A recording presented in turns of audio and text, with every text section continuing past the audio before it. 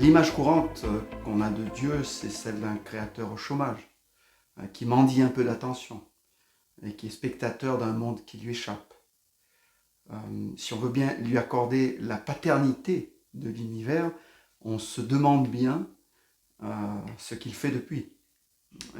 Une plaie qui cicatrise, l'équilibre de l'univers, les sentiments qu'on peut exprimer et éprouver, tous les mécanismes de la vie, toutes ces choses qui nous paraissent tout à fait normales, mais aucune d'entre elles ne se maintient toute seule. On croit que ce qu'on appelle les lois de la nature sont des puissances autonomes. C'est une énorme erreur. La Bible nous enseigne clairement que non seulement Dieu fait subsister ces puissances, mais surtout qu'il les maîtrise à tout moment, que rien n'échappe à Dieu.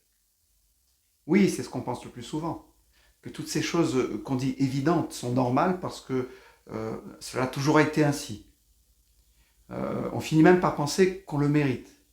Mais cela ne va pas de soi. Dieu n'est pas obligé d'agir ainsi. Il est quand même bon de se rappeler que depuis le début, siècle après siècle, l'être humain a mis Dieu à la porte de sa vie. Si Dieu était vraiment absent, enlever toutes ces choses évidentes et qui nous paraissent normales, dont on a parlé tout à l'heure, enlever tout ça et imaginer ce que serait le monde. On commencerait à goûter un petit bout de ce qu'on appelle communément l'enfer, c'est-à-dire l'absence totale de Dieu. L'enfer, ce ne sont pas juste quelques flammes au fond d'une grotte. L'enfer, c'est un chaos global. Chacun peut faire ou croire ou penser ce qu'il veut.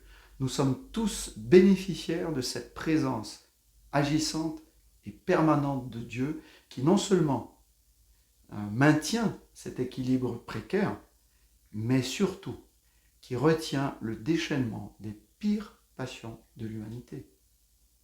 Chaque douleur, chaque désespoir, chaque cancer, chaque agression, chaque vieillissement sont un avant-goût d'un monde sans Dieu, c'est-à-dire d'une humanité livrée non seulement à tous ses excès, mais surtout à toutes ses faiblesses. Dieu laisse passer ses malheurs à travers le filet de sa protection, quelquefois, pour que nous puissions rester réalistes. On dit parfois que Dieu est une béquille pour les faibles. Ce n'est pas faux. Ce qui est faux, par contre, c'est de penser que nous ne sommes pas faibles et que nous n'avons pas besoin